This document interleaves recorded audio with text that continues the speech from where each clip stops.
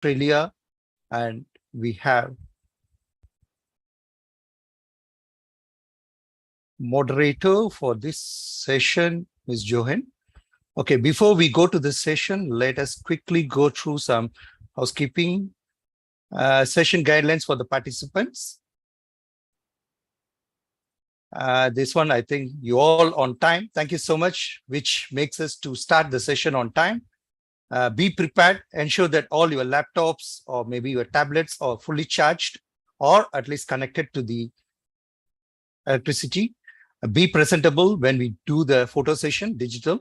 I think in the chat, we will be also sharing the Zoom background, virtual background. So please use that to use during our digital photograph session, and be a good listener, and in the chat, be responsible. So you have any questions, please use the slider, which will show it in the next slide.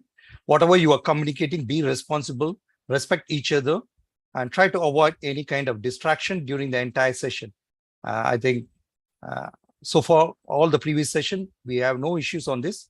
So we ensure that probably you extend the same support. Please inform that all the Q&A session will be using the Slido. If you have any questions to the speakers, please post your questions in the Slido. If you are going, we strongly encourage all the participants to use Slido to post your questions. Any questions posted on the chat, Zoom chat, will not be encouraged. And we will also share the link in the chat. So let me come to the introduction of the moderator for this wonderful session, which is fostering innovation to fight climate change.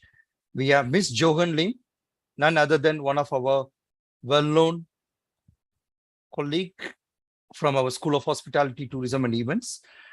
Ms. Johan, now I will hand over the floor to you to introduce the speakers and to start the session. Thank you, Dr. Kandapan. Hello, everyone. A very good evening, good afternoon to everyone from sunny Malaysia. Without much ado, we have got fantastic speakers for this session, and I will now introduce our main speaker, Prof. Dr. Jarkko Saarinen. Prof. Jarkko has wearing several academic hats. He is the Professor of Human Geography at the University of Oulu, Finland. He's also a distinguished visiting professor at the School of Tourism and Hospitality, University of Johannesburg in South Africa. Prof. Jarkko is also visiting professor at the Department of Civil and Industrial Engineering, Sustainable Destination Development in Uppsala University in Sweden. I am amazed at your research interest, which is very much similar to mine. It covers tourism development and sustainability, tourism communities and climate change adaptation, community-based natural resource management, and wilderness and conservation studies. Prof. Jarkko is also editor of Tourism Geographies and associate editor for Journal of Ecotourism and Annals of Tourism Research. What you may not know is that Prof. Jarkko is working extensively in areas of Arctic and Southern African regions. I saw that Prof. Jarkko also edited and co-edited many other books, but I'll let him start now. Prof. Jarkko, you will be speaking on the topic, a need of transformative innovations in sustainable tourism to fight climate change.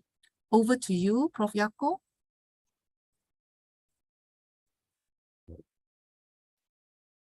Thank you very much for the kind words and invitation to talk here.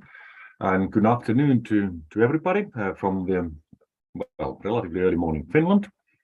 I hope we are now set here. So I will try to focus during the next 20 to 25 minutes on a need for innovations in sustainable tourism in the context of the battle of fighting towards against the climate change. So let's move on to the key ideas of the presentation, and one of them is the idea of innovation. Innovations in tourism. Some people, critical minds in the context of sustainable development, they consider that there are, rather than being innovative, tourism is often invasive. I wouldn't be that critical concerning tourism. In general, innovations can be understood in very different ways. Here, I have a relatively strict understanding of what innovations are, but it's a fair understanding, although critical, but it is mainly based on the idea of Schumpeter and what the key criteria, characteristics for things to be innovative are. That it needs to be new, something that is different than before, but that's not sufficient per se. It needs also to be better than the previous practices or processes or models or methods. And furthermore, it needs to be taken into use. Others need to recognize that it's better and new. And finally, it's quite often unpredictable. We cannot predict, we cannot wake up tomorrow morning and state that tomorrow or today I'm going to do an innovation. It doesn't work that way. It cannot be planned, although we can create platforms for innovations like Triple Helix to put different stakeholders together that would then spark an innovation. But basically, the idea of innovation in this respect is quite challenging if we go beyond incremental changes. Sustainability as an innovation.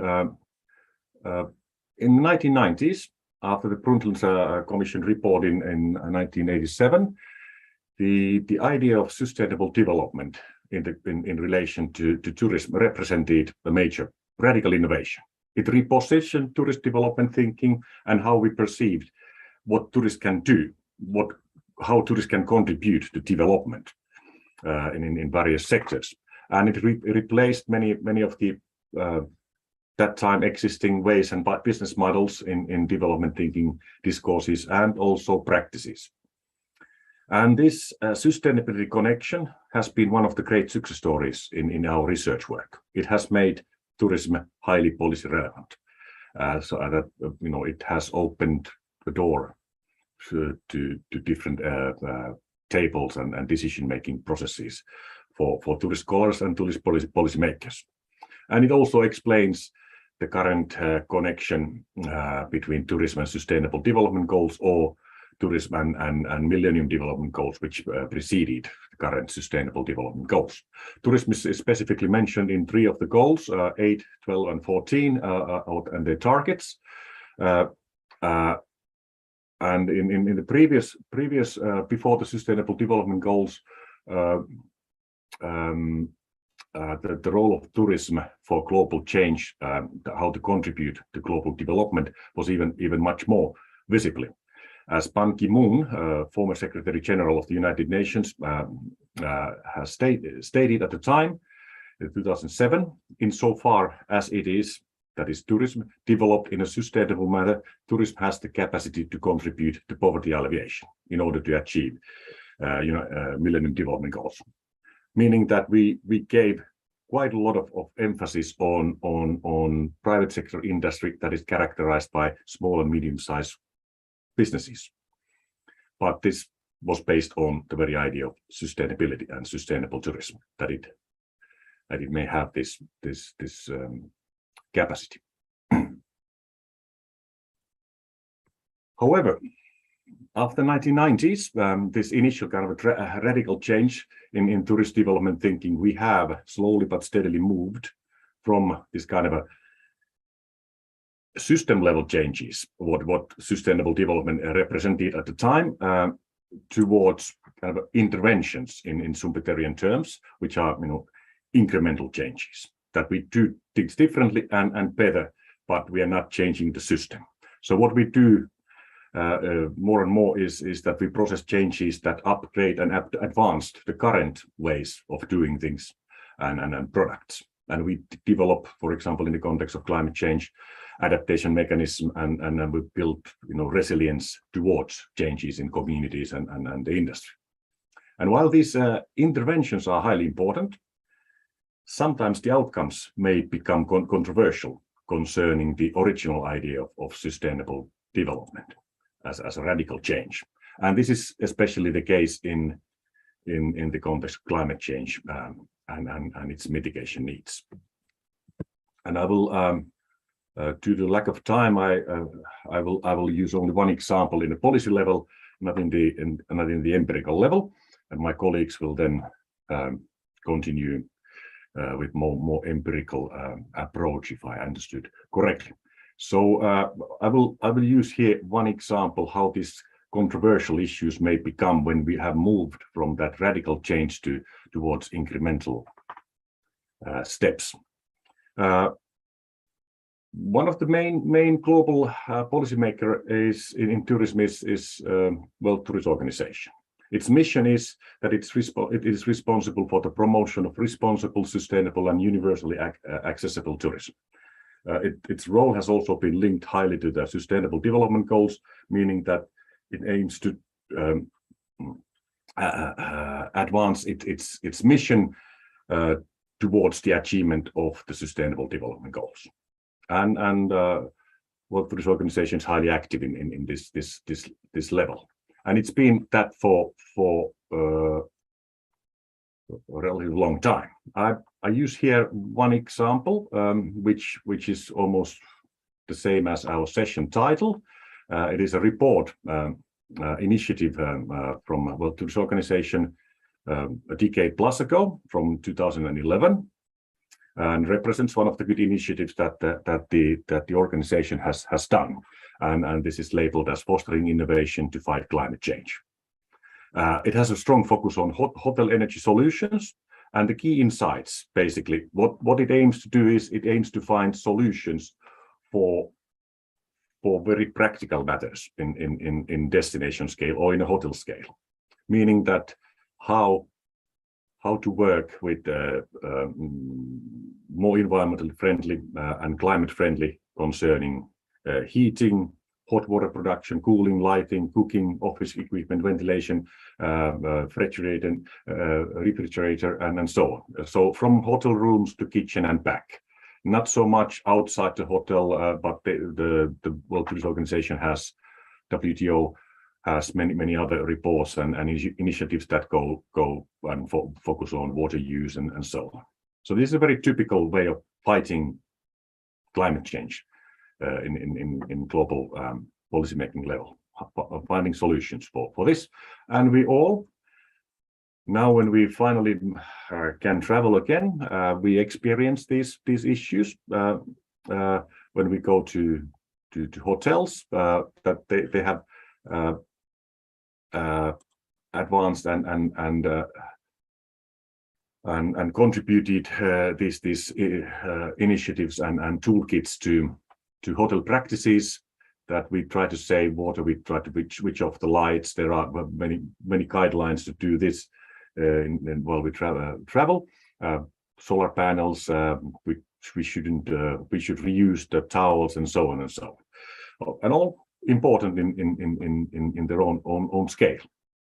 However, well, in the context of fighting the climate change, what is the role of these kind of interventions with destination or hotel focus to fight climate change?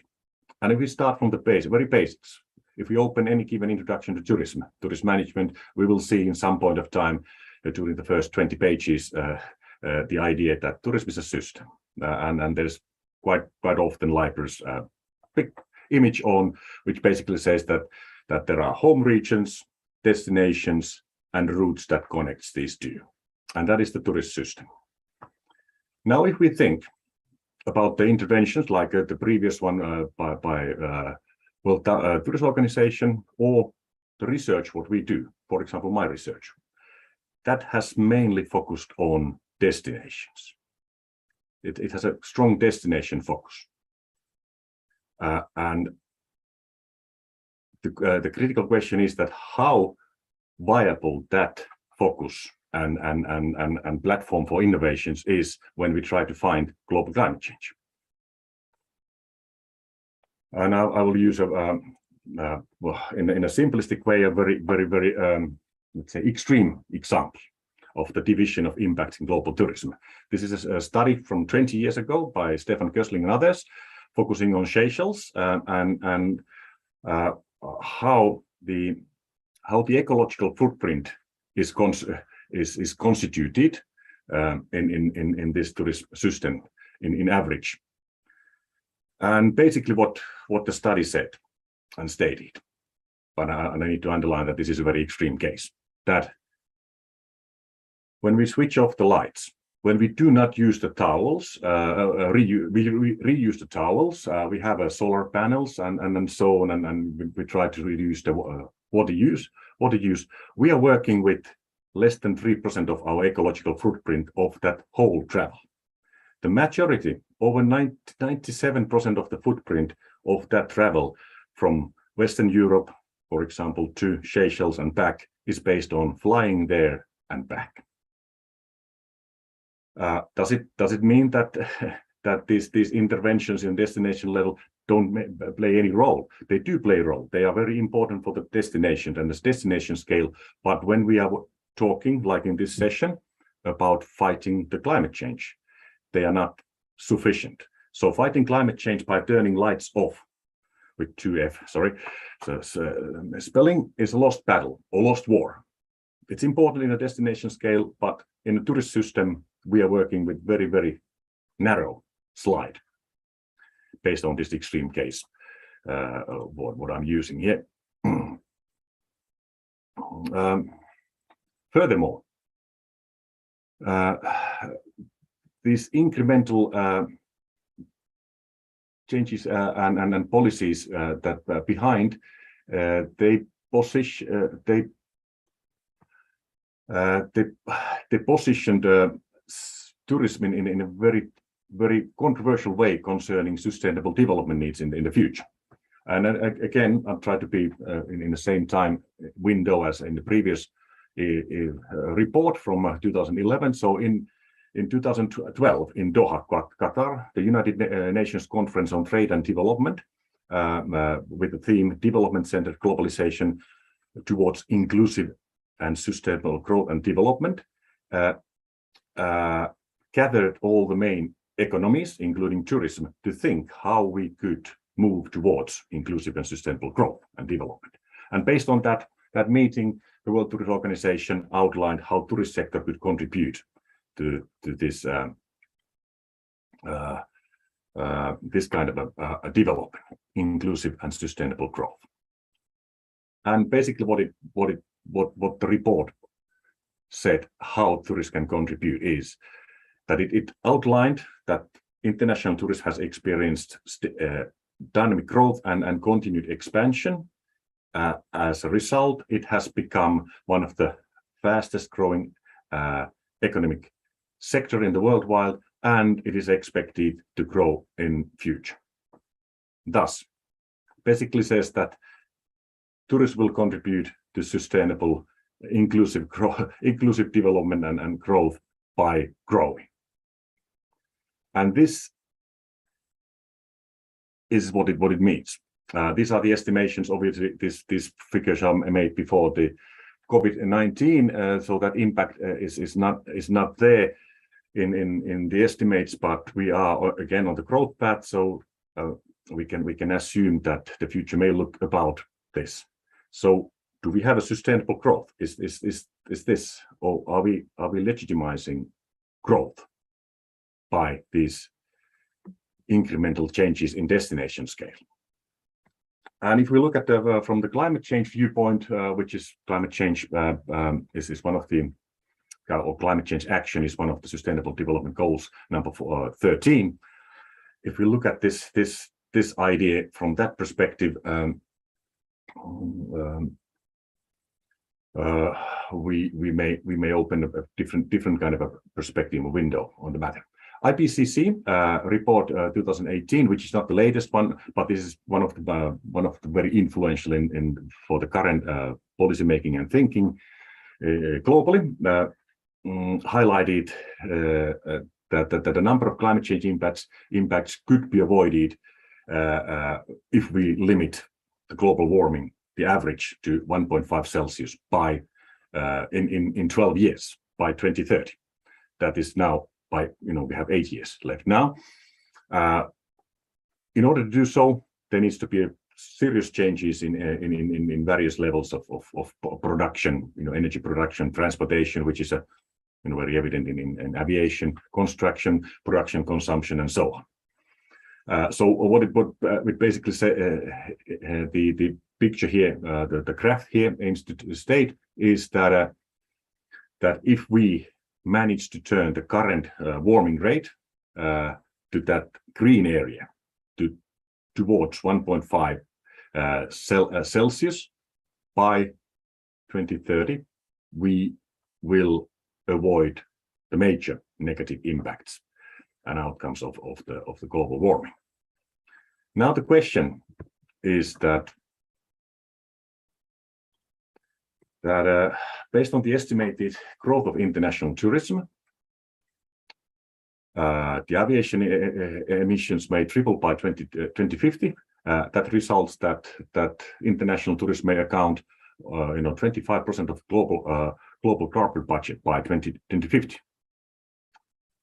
Does that look like that the tourism is aiming to contribute positively to the global aim to reduce the global warming, the increase of global warming to 1.5, or is the growth of tourism following the current warming rate, contributing to that? I'll leave that judgment to you, but you can see the graphs here. But all this kind of move from initial 1990s radical change in tourist production and planning and development towards this incremental, more destination scale and changes has resulted major frustrations among many scholars. And now I've just made a collection here from every decade, starting from 1990s, the end of 1990s, 99. John Swartbrook has stated in his book, The Tourist Management, that sustainable tourism is perhaps an impossible dream. Richard Sharpley continued 10 years later that sustainable tourism is an idea whose time has now passed, and we need to move beyond sustainability in tourism. Michael Hall, who spoke yesterday in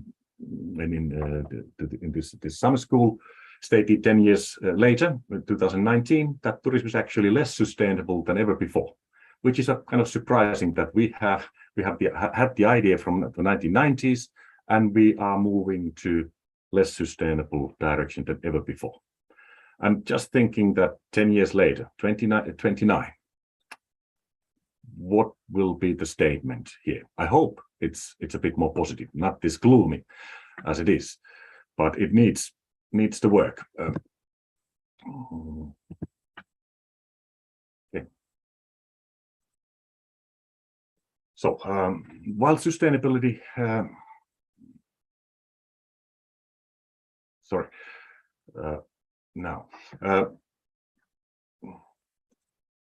while sustainability was a major innovation for tourism in the 1990s, in the current decade, we need radical innovations in sustainable tourism. Sustainability was a great innovation for tourism. Now we need radical innovations in sustainable tourism. Obviously, based on the outline understanding what innovation is very difficult to predict and design the unpredictable one. But we need to understand that there is a need for that. And due to the climate change battle, sustainable innovations need to be positioned also in a systemic level. Destination scale, hotel scale is important and necessary, but it's not sufficient for sustainability of tourism in future. And all this calls for transformative, that is revolutionary change and a fundamental shift in the way societies govern themselves. So it's not about tourism. but it's a much wider change that is needed in order to make also tourism more sustainable. However, I'm not in a position to evaluate what that transformative revolutionary change will be, but what scholars talk about and the economists is that we need to reset the current capitalist, put the factory mode back, and then we have gone the wrong direction, or we need to move on to steady state economy, kind of balanced economy, what Herman Daly says, or we need to move to degrowth, or it's something else. But anyway, there needs to be some revolutionary change in a systemic level. That's what I'm aiming to conclude here. And obviously, as David Harvey has said, that there is a reality out there and it is catching up with us fast. We are currently breaking most of the climatic records relating to warming, heat waves, droughts, rains, and floods. We don't, not every day, but every week and every month we can read that now one record passed again. And we are doing this much faster than the markets can respond. So we cannot wait that it's either the industry or the consumers who will change the world. We need them to change the world, but there needs to be some stronger command. And this command calls for stronger climate change governance and also stronger government, as I think yesterday was discussed by the colleagues. And I can stop here. I've used my 20+ minutes. So thank you very much for your interest. Thank you, Prof. Jarkko. It's really a very urgent, needed conversation that we definitely need. And I've got so many questions on my mind, but let's leave all the questions on Slido, and we will come back to them after our next two speakers. So, Prof. Jarkko, hold on to those thoughts and we will be coming back to you later. Now, from Finland, we are going to move about 13,000 kilometers right down to another location for our friends in Australia. So we're going to have the next two speakers, Professor Dr. Susanne Becken, as well as Dr. Stefen MacAskill. I hope I got that right. Please pardon my English. Right. Let me just introduce this dynamic duo, I would call them. And what I wanted to say is that Prof. Susanne is the professor of sustainable tourism at Griffith University, Australia, and also a principal science investment advisor with the Department of Conservation, New Zealand. She's also the Vice Chancellor Research Fellow at University of Surrey in the United Kingdom and is on several editorial boards of leading tourism journals. Prof. Susanne also contributes on several industry advisory panels, including the Sustainability Advisory Panel of Air New Zealand. She is the Fellow of International Academy for the Study of Tourism and was honored by the Ulysses Prize by UNWTO in 2019. Such an illustrious career. Susanne also has led several government-funded research programs in New Zealand and has undertaken a broad range of consultancy work in Australia and internationally. And as well, she has published several topics on sustainable tourism, energy use, greenhouse gas emissions, tourism behavior, environmental policy, and risk management. Right. I will move on to introduce Dr. Stefen, who will be speaking with her. Dr. Stefen is a postdoctoral research fellow with the Griffith Institute for Tourism and a sustainability consultant with WSP Engineering Consultants. His research focus is on sustainability in the built environment, including policy and sustainable finance. Right.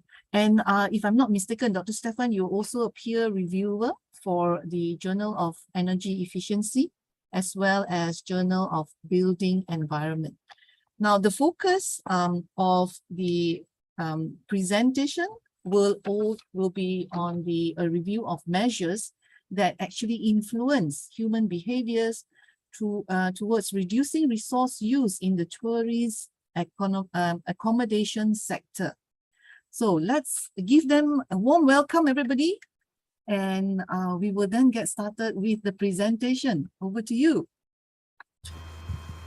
All right, thank you, Joan. I'll share my screen. Thank you so much, and well, good afternoon, everyone. Good evening from where we are, and good morning, Jarkko. It's my pleasure to follow on from you. So I will kick this off, and then I will pass over to Stefen when we come to the real sort of nitty-gritty of the project where we work with accommodation providers in Australia and in England. Before I start, I would like to acknowledge also our colleague, Associate Professor Alexandra Coughlin, and Dr. Christopher Warren from My Green Butler, with whom we work on this project. Now, the scene has been set really nicely about the urge, the imperative for tourism, well, to be sustainable if we can.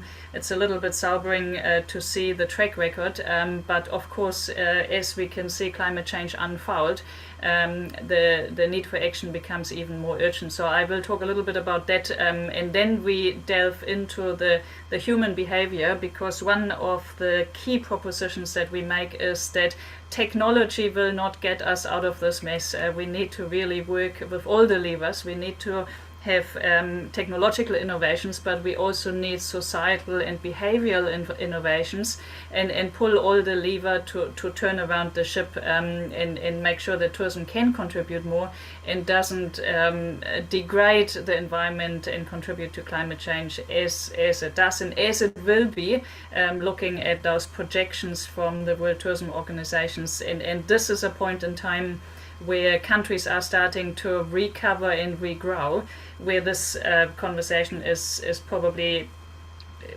very, very timely, and has the window is closing where we can make a difference. So maybe the first slide, Stefen, just sort of we go for a bit of background, and yep. So okay, I start here. Just I guess. It's really easy to just say, oh yeah, climate change is important, but if we actually look into it, and I guess you just have to open the newspaper every day in the moment, what we see is more frequent and intense extreme events. When I started my whole research career 20 years ago on tourism and climate change, we were always talking about 2100, 100 years down the track. We talked about the distant future. Now the climate scientists are pretty much clear that climate change has already started. We're in the middle of it. What we can witness in every part of the globe is not explainable other than with human emissions. So unfortunately things have accelerated even in my own short career to date, that we are now faced with changes that are degrading our environments, our socioeconomic systems, disproportionately so. We know that some groups of people, some countries are much more affected than others, and that poses real equity issues. And we also know that some of the changes are irreversible, so it's too late. We can't recover, and so it's really moved to damage control. So we need to adapt to what we can't change anymore, and we need to urgently reduce emissions. And so what we're talking about in the next sort of 20-30 minutes is about how we can reduce emissions in tourism. And I will make a case why accommodation is an important starting point. So we come to that.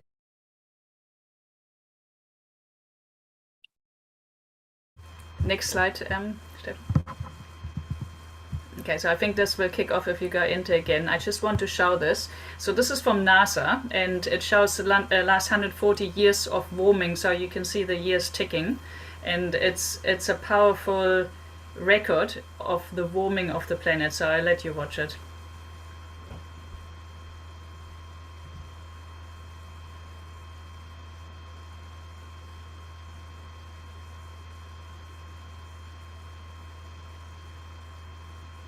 Okay, so sometimes people say, okay, what does it mean, climate change? I think if you see something like that, and especially, so you can check it out yourself on the NASA website, it's the last 10, 15 years where it really accelerated, and you can see the warming in the northern hemisphere in particular, because there's more land mass, and also the Arctic areas, even in Antarctica now, which obviously then triggers all sorts of changes that will affect, and already do affect tourist destinations as well. So next slide, please.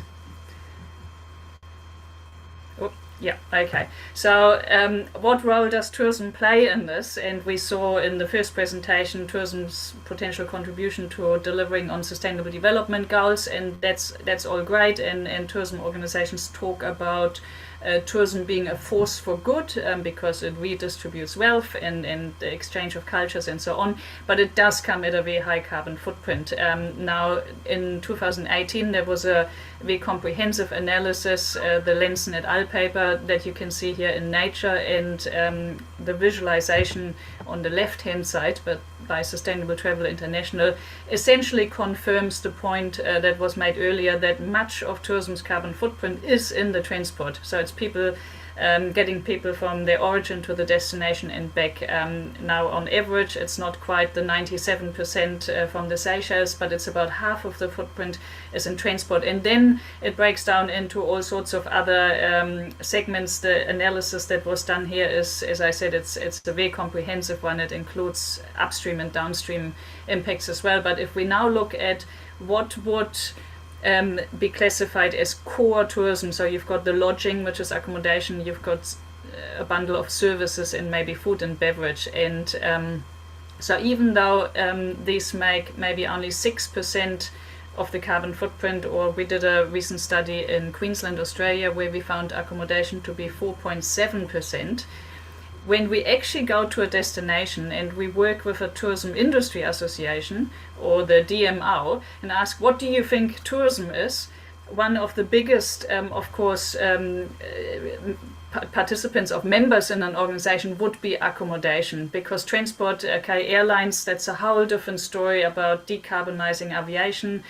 Transport is often tourism, non-tourism, construction and so on. So when you really look at the tourism system at the destination, it's accommodation and obviously attractions and restaurants and so on. Next slide. So the case we're making here, and why we also got funding from the Australian government for a 3-year project, is to focus on accommodation, because it is core of the tourism industry. It is part of the destination footprint, and there are actually considerable options for reducing resource waste and resource consumption. In fact, much easier than for transport, because well, there's more technology and there's more behavioral options.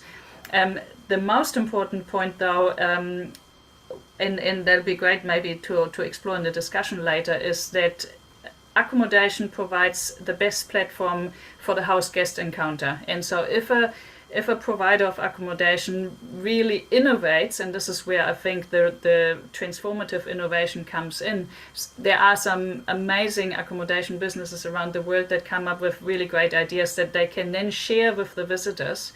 And all of a sudden, those 1.5 billion international travelers, and many more domestic, can become ambassadors, and they can learn about new ways of doing things. They can learn about new technologies. They can learn about new practices, for example, how to save water or how to compost food waste, and they can become part of the sustainability journey.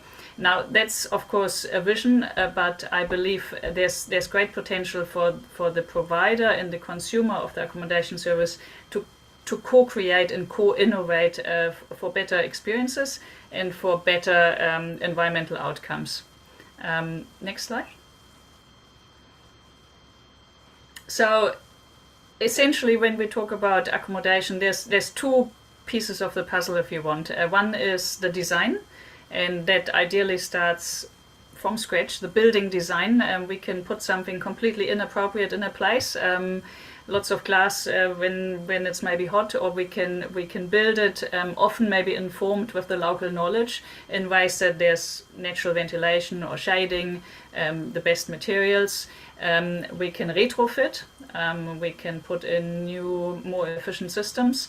That's often done, very expensive.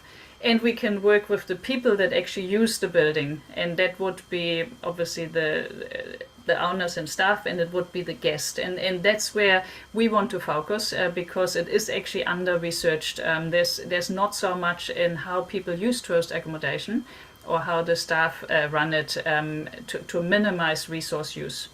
Next one.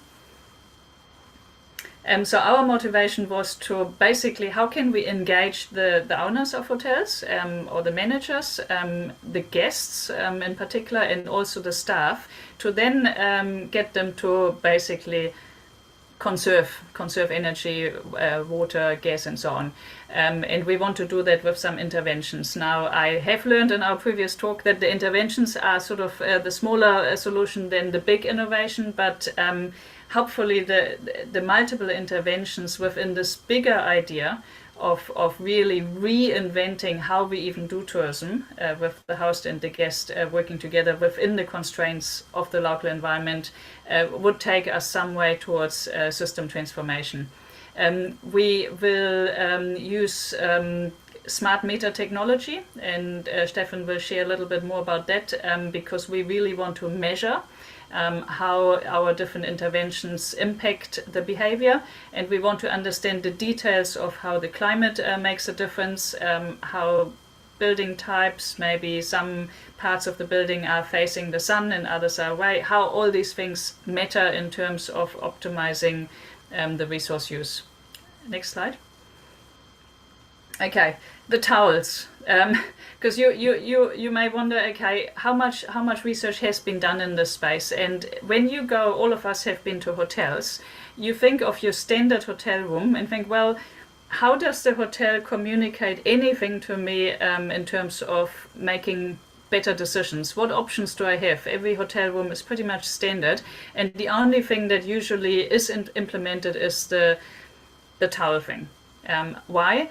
Because it's easy. It's almost now that every hotel has to do it, because if it's not there, it's odd, and it doesn't disrupt the guest too much. So there's a bit of a reluctance amongst accommodation managers to impose too much on the guests. So there's a belief that environmental management and climate action needs to be in the back of the house. So maybe you have a new air conditioning system or different technologies that improve, but you wouldn't bother the guest.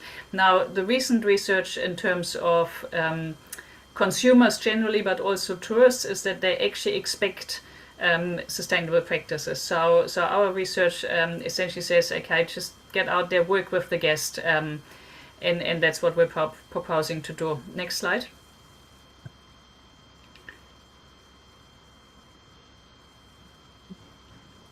Okay, just really briefly summarizing the literature. There's been very little on the technology behavior interface, except for this one shower study, which showed that if you show people how long they shower, they actually have shorter showers. And you can try that in your own bathroom. If you look at the clock, you might actually have a shorter shower. So a 15% reduction, that's reasonably significant given that it saves both water and energy. Apart from that, which is summarized here, sort of the 5 key components of research, there's a difference if you ask people to opt in or opt out of something. Difference of basically 3 times more effective if, for example, you specifically have to ask to get your room cleaned, then most people don't ask. So if you want to save, then you have an opt-in option. Personal communication is better than signage. Giving people the chance to make their commitment visible, for example, a green pin or something that makes people proud that they are part of an initiative. Telling people just to do something, switch off the light, rather than giving them economic incentives is more effective. And also using social norms to say, okay, other guests on average have a shower of 3 minutes or whatever, is more important than environmental appeals. So that's sort of in a nutshell. And next slide. Which informs our interventions in this project. So we're working, building on the work by Sarah Dolnica, who has looked at interventions in tourism. And so essentially she came up with 4 categories: changing beliefs. So for example, I can show you the NASA graphic that I did, and you might be more concerned about climate change, leveraging the norms. Other people do this. Increasing the pleasure, so giving you a prize, a reward, something for the children in a family resort, or maybe nudging. We add a category of actually changing the infrastructure and co-designing with the guests so that the sustainable choice becomes the more fun choice as well. Next slide. So I think this is where I'm handing over to Stefen, who will talk about the actual case studies and the data collection that we're doing as part of this project before we then wrap up. So over to you, Stefen. Thank you, Susanne.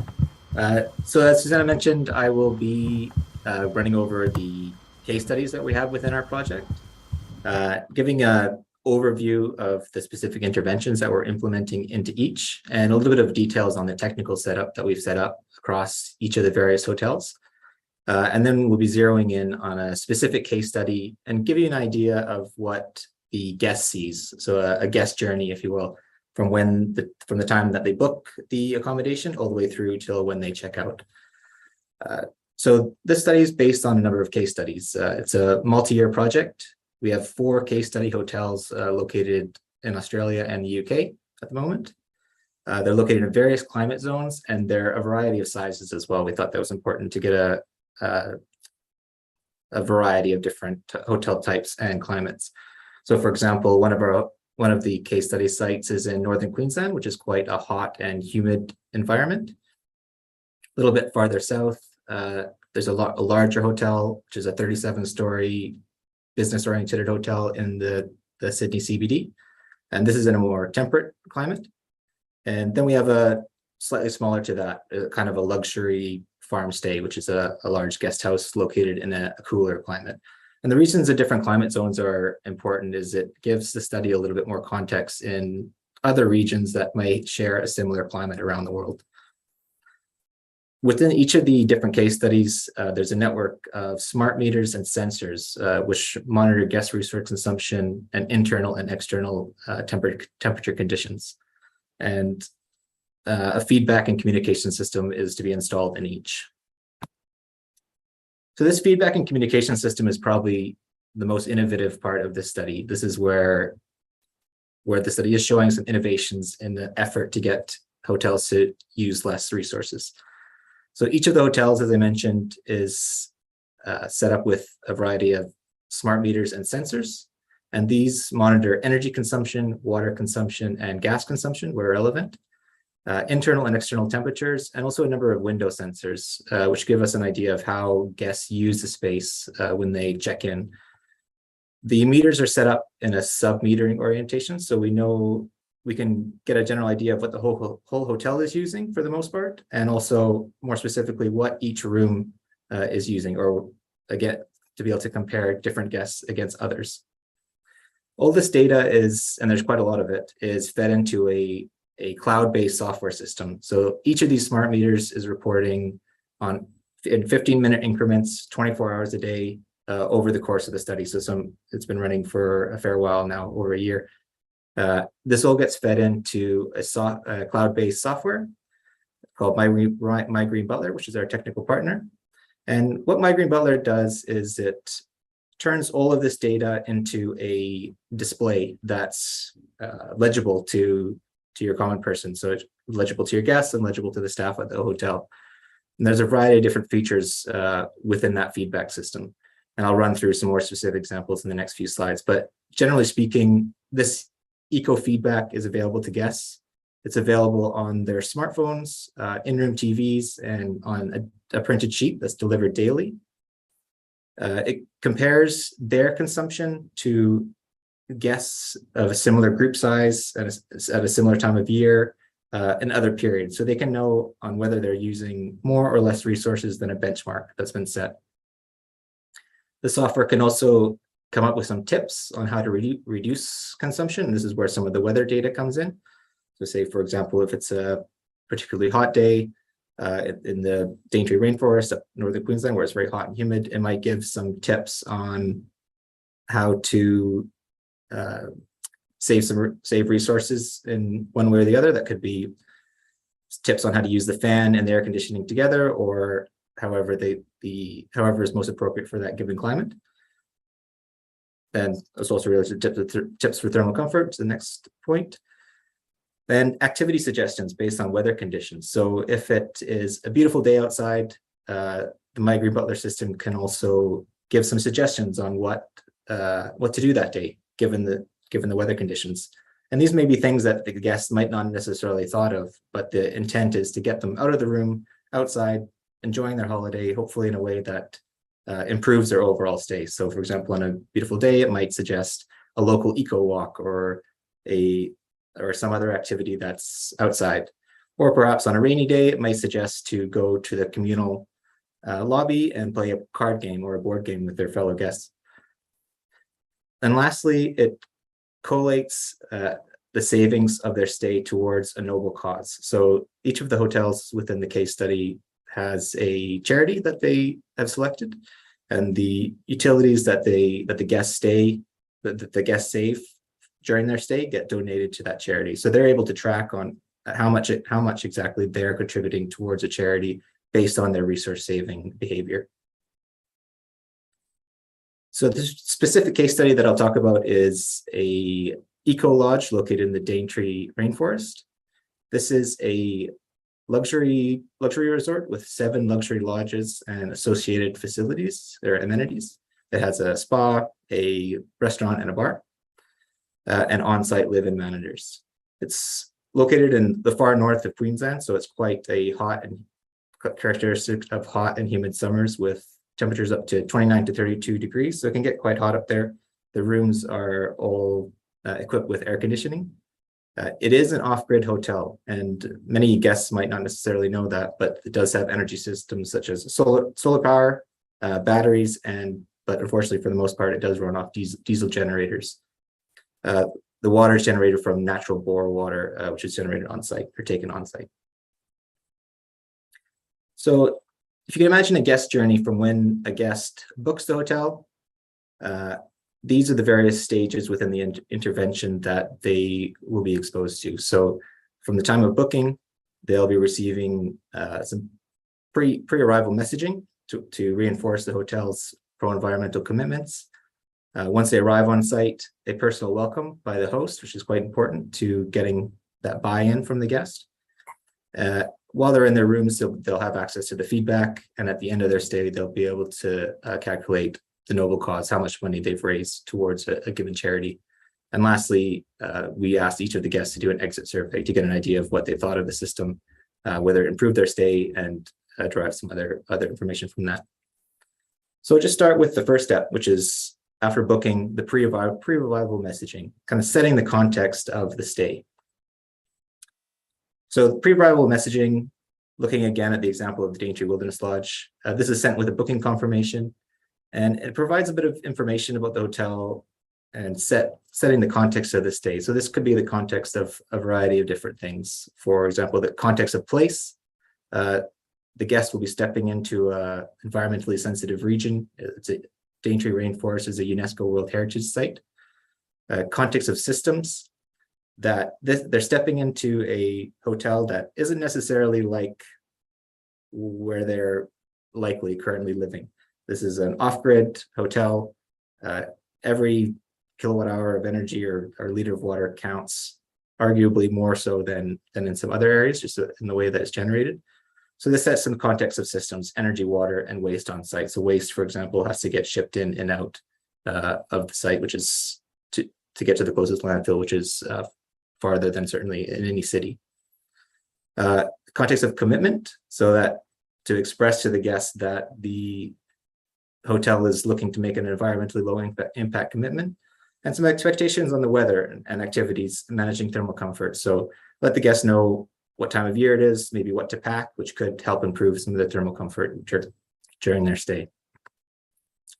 So back to the guest journey, host introduction when they arrive on site. So this is a personal welcome by the host. The hosts are trained for each of these sites. They reinforce the hotel's commitment to sustainability to the guests. inform the guests about the My Green Butler feedback system, because it's quite a new system that most guests wouldn't be familiar with, including ways to access the service. So within the rooms, they can access the service on a QR code that's located within each of the rooms, and that will give their phones access. There also will be a tablet that they could use, and they'll receive a daily summary on a printed sheet. Also, while they're at it, showing the guests the room, they can give some suggestions on how to maintain thermal comfort. So there are air conditioning systems within the room, but there are some tips that guests may not be familiar with if they're coming from a cold climate and not familiar with air conditioning, such as running the AC for a short period just to reduce the humidity. And from there, they may be able to rely on a fan. So having the guest or having the host show them that, and how the host stays comfortable, because they also live on site, can go a long way towards using the space and the resources efficiently. So during their stay, they have access to the feedback system, as I mentioned. And here are some examples of what the feedback system looks like on various devices. So starting from the left, this is an example of what the electricity usage looks like from when they access it from a personal device, such as an iPhone. And they can browse through a variety of different screens, but this is an example of the energy usage. It's updated hourly, and it's unique to their stay. The booking IDs for each of the different guests is unique to the metering data, so they know exactly where they stand in comparison to others. Here's an example of where it provides a few tips on how to save resources.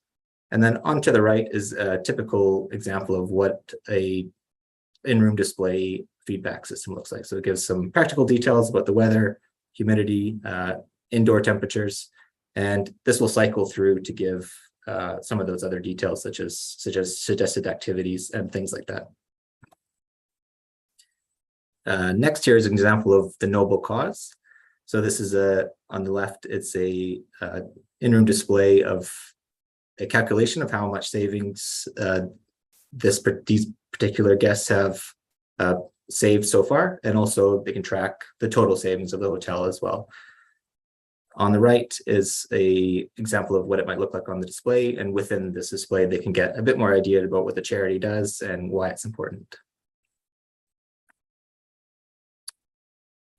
So during their stay, they experience this relatively innovative feedback system, exposed to the exit survey for the purpose of the research to see whether they like it and what impact it's had on their stay. And then they head home and hopefully take some of the lessons that they learned throughout their stay and take them home with them when they return to their residences.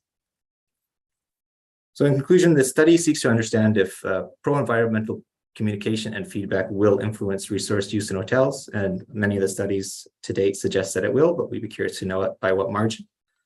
And because we've implemented a network of smart meters, we'll be able to quantify the impacts of changes to occupant consumption pre and post intervention. And these will be actual changes, not implied, which is quite valuable. And stay tuned for the results. We're integrating this system now. It'll end at the end of 2023, and that's when we'll collate our results and publish them. So please keep an eye out for that. Thank you very much.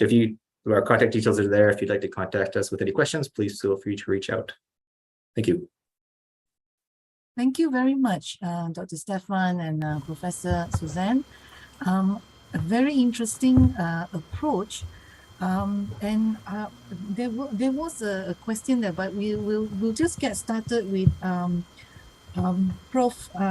Jarkko first.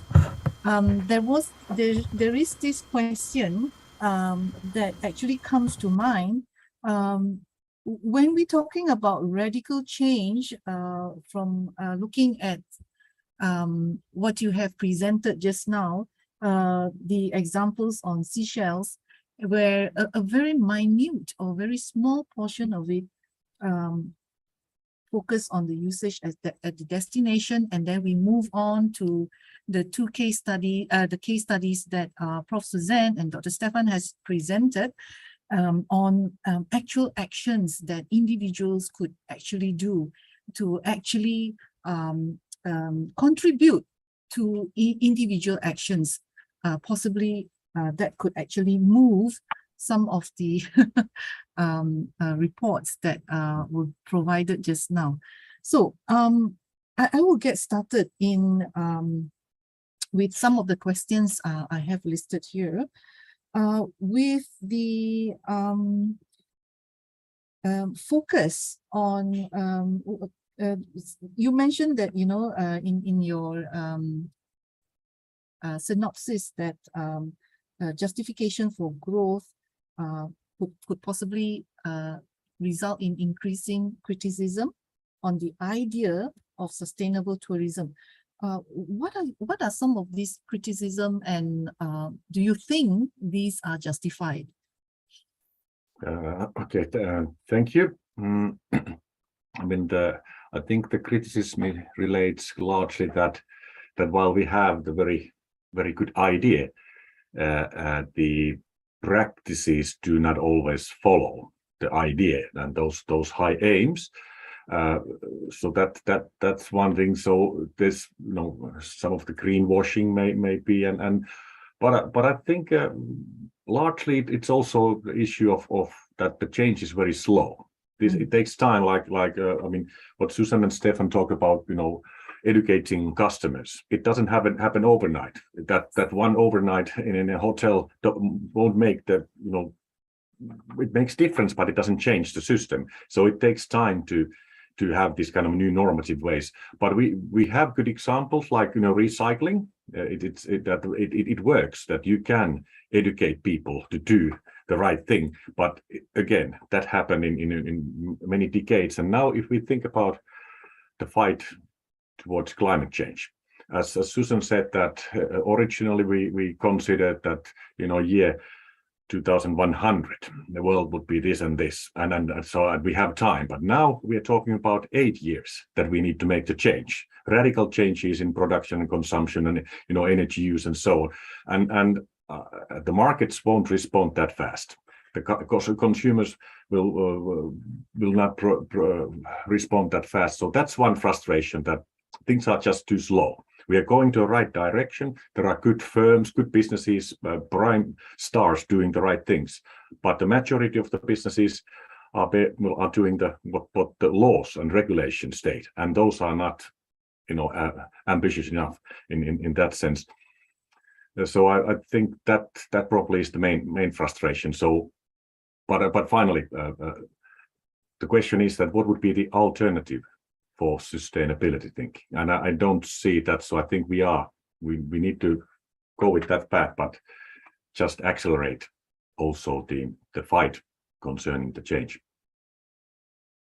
When you brought up another question that I have, I mean, concerning the title, when we say the fight on climate change, I see that this is that there should be two-pronged approach.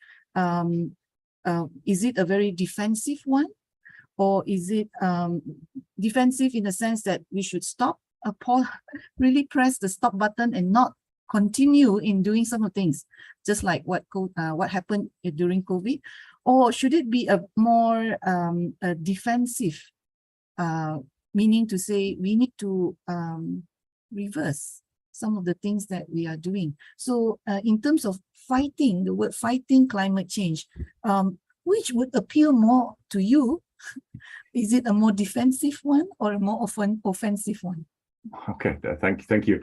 Well, I didn't problematize this one. I took the title, that term, as granted from the session title, and just utilize it in my paper. But okay, I think we need both. I mean, the defensive or aggressive, meaning that, you know, mitigation and adaptation. We have, as I tried to explain, we don't have enough time and tools yet to mitigate fast enough, so we need to adapt as well. And then we have this new framework, well, relatively new, called resilience thinking, which then kind of works with this, that we try to build resilience in communities and businesses and so on. So it's a, you know, adaptive capacity and you know, being proactive towards the coming changes with mitigation aspect. So I think the both are needed as a combination. Okay, thank you for that. I will now switch over to Prof. Susanne and Dr. Stefen. When I was just talking to some of the audience just now, some of them in Turkey, and I said I would love to visit them. But I have this conflicting issue that, you know, in order for me to visit them, I have to think about how can I actually mitigate or compensate for the carbon footprint that I'm going to incur. So in your case studies, it is just at the hotel, yeah, from the time you enter the accommodation until you exit. And I don't know whether that would, I think the question here would be, would it be effective in changing the behavior of consumers in that short period of time?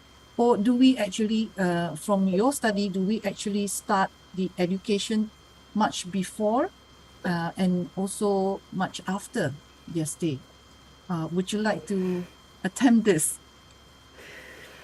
I give it a go, and then Stefen, if you also want to say something, I guess this is a complex one, and as we all know and have seen from the data, the transport component, so flying to Turkey or somewhere, is always going to the biggest impact. And I think that's where, I mean, things like flight shame and maybe changing social norms come in. And COVID in the last 2 years has taught us what it would be like to holiday at home.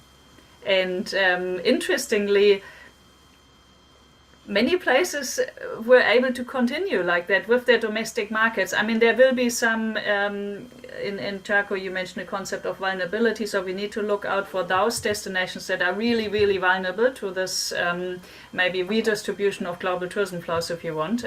But the majority, actually, as COVID has shown, even Thailand, India, Nepal, they all had big domestic travel anyway. So that's, I think, just a mindset shift, and maybe increasing airfares might do that. In terms of then when you say, okay, now I've decided to go somewhere and maybe I go to Queensland to that rainforest retreat, then of course it's to find out which of the businesses is actually really making a commitment, so that I, as a sort of concerned traveler, can make the right choice. And that's where I think one problem is in the system, that we don't know. Very difficult to find out, and very difficult to support those businesses that actually are trying to make a difference. But just one last thing, and then Stefen, I'm sure you've got something to add, but I think our project initially, it was a little bit about the consumer and the guest and getting them to do things. But as we work with the providers, we actually realized that it's just as much about the host. Because all this, so we've got 4 and another one that's going to join soon, so 5. They're very committed, they want to be part of the project, and once you start working with them, it actually turns out that they have relatively little knowledge of how to do it. And I think that's where we are in the tourism industry, that many businesses want to do the right thing, but they don't have the tools, the knowledge, they don't even know where to start. And so I think it's sort of maybe a slow revolution where once we get the hang of, okay, that's maybe how you create different experiences. That's how you don't have to be embarrassed to ask guests, please have a short shower when you're in the desert. But you can make it your unique selling point to say, well, we teach you how to do this. But it takes a little bit of confidence and skill to do that. And so that's part of the project as well. But we need to hurry slowly, as they say. We need to be fast and slow at the same time. Okay, totally understand. Thank you. Thank you for that explanation. Dr. Stefen, you wanted to add something to that? Yeah, I think just to add on to Professor Becken's description about the hosts might not necessarily knowing exactly how to tackle something, but so too does the guest in many ways. So the guest might not necessarily understand the impact of a trip to a certain place. And through the system in giving feedback, it provides that template for the guest to become more environmentally literate, if you will, and they may be inclined to perhaps offset their flight, or as some providers are now offering. It gives more options and more information about the impact that a guest has as well. And many guests, I think, or most people want to do good, but sometimes might not necessarily know how to do it or how best to do it. Right. And yes, in fact, when you mentioned that little meter and if it's available on my phone, and just looking at that to see that, you know, during my stay, I made that little difference, would actually, I find that a bit more empowering for me to do more. And possibly when I go home, you know, that give me a sense of fulfillment. Hey, you know, my little bit actually counted for it. Yeah, so I really look forward to the results, and hopefully we will have Green Butler in more places. Yeah, which also brings to another question. But let me just answer some questions from the audience. This one is directed to Prof. Jarkko. Prof. Jarkko, what is your opinion on Europe tourism in future? Given that the war has no sign to stop and drought is near. This is from Jamalia Jamil of Malaysia. Would you be able to attempt this? Yeah. Well, thank you. That's a bit challenging one. Yeah. Yeah, it's 6 months of the war now, plus wars will end. Of course, the conflict will may remain. So I wouldn't make that too dramatic. It's very dramatic as an event, but in a continental, you know, tourism. If we look how the August and July in Europe in travel was, it was quite crowded. You know, obviously there were problems because of the COVID-19 impacts, that not enough staff handling things and stuff at the airports, but there were a lot of people traveling. So I think that the war itself has impact, but I would be careful to say that it will have a major impact on the future in tourism in Europe. Yes. Which also brings to another question, which is related to both Prof. Susanne's and Dr. Stefen's presentation and what you just said. Now, at accommodations, of course, we are involving more players, whether it's the guest.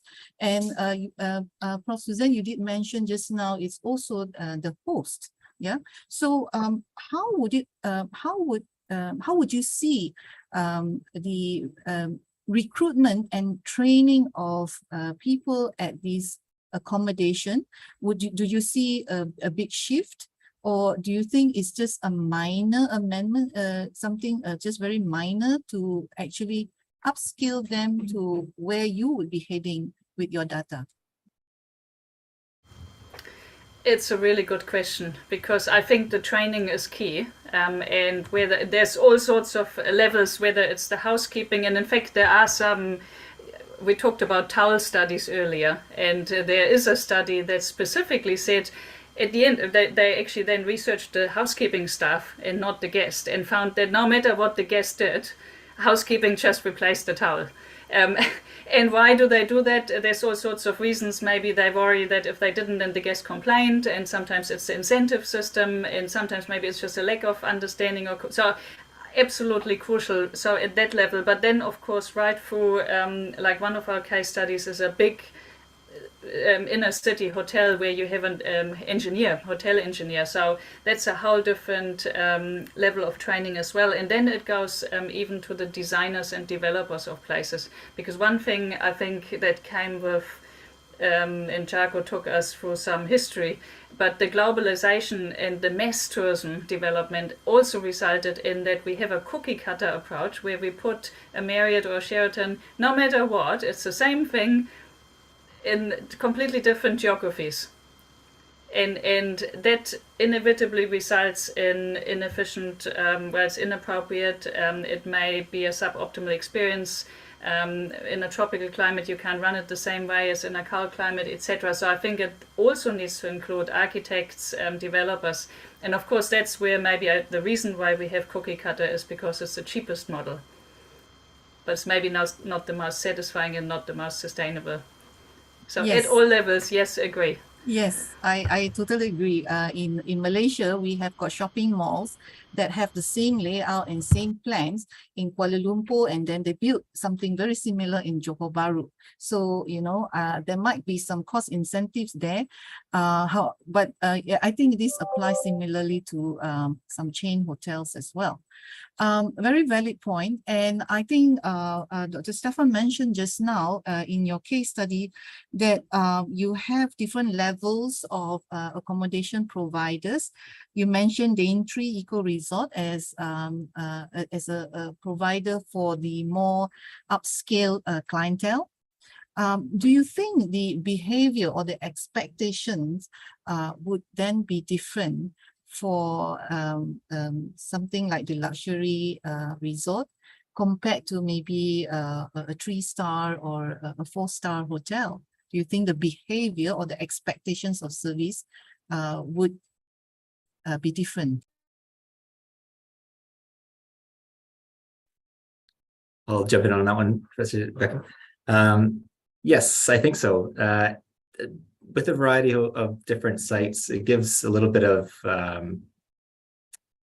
suppose, there is definitely a variety of expectations, but there's also some opportunities. So, for example, while the eco resort that's located in the Daintree is tailored towards a more luxurious clientele, with context of place also gives some opportunities for some suggestive information on how they can enjoy their stay luxuriously while also having a minimal impact and giving back in some way to the local community. Whereas, say in Sydney, the high-rise hotel, that is a slightly different clientele, a business-minded clientele, and the opportunities are slightly less for that. But there is definitely a difference between the luxury clientele and others. Yeah, because when we say having a cookie cutout method may not be applicable for some hosts, then we have to look at the guests as well. I would think, because I don't know how the communication would be like if we were to ask the guests at the luxury hotel to reduce their shower time, or how it compares to somebody in possibly a bed and breakfast. But having said that, I actually heard Professor Mariana Sigala mention in her talk yesterday that it took only 1 month to change behavior. So that could be a very optimistic or very hopeful sign in terms of how your report then could actually move us faster ahead. If I can change my behavior in one month, let's look at how many behaviors I can then change. What do you think of her presentation in terms of having this 1 month to change behavior? You think that would work across the board? I might say there's 2 types of behaviors that all of us have. Bad behaviors and some that are just bad because we don't know better. And so I give you one example. So we've done this project in a pilot PhD 5 years ago, where we worked with just one business. And so there we tried to entice, for example, people to open the window instead of using the air conditioning. And so people did that, and then they would report the next day. It was the first time in 10 years they slept with an open window, and how lovely it is to be woken by the birds. And so you think, because people have a habit, so they just use the air conditioning, they don't think.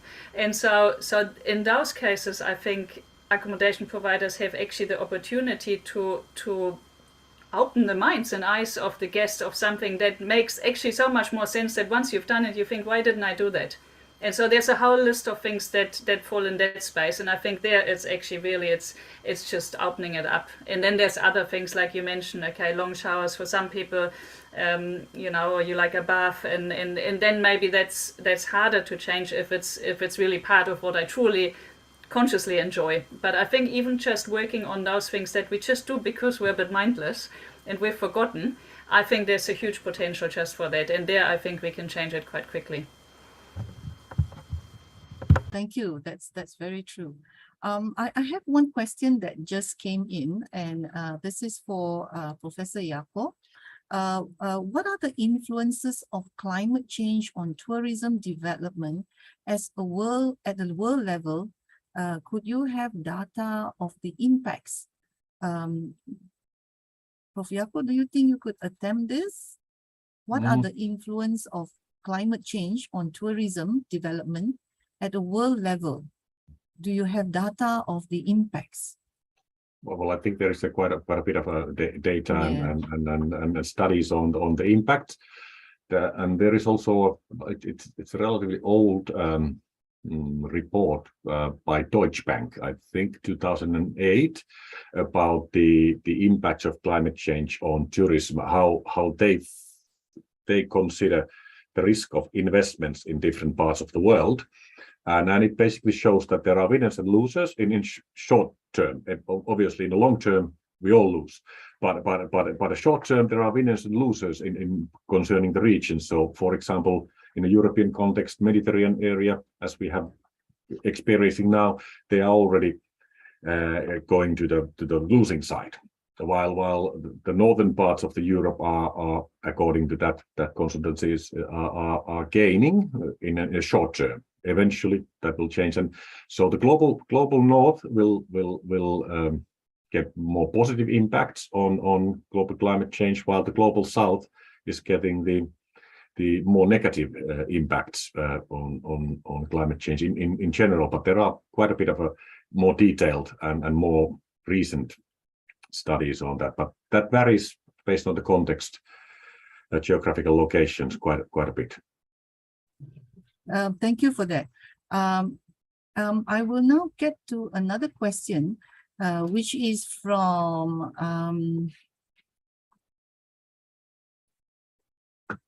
this is for Prof. Susanne and Dr. Stefen as well. It is proven that behavioral change is difficult change to make.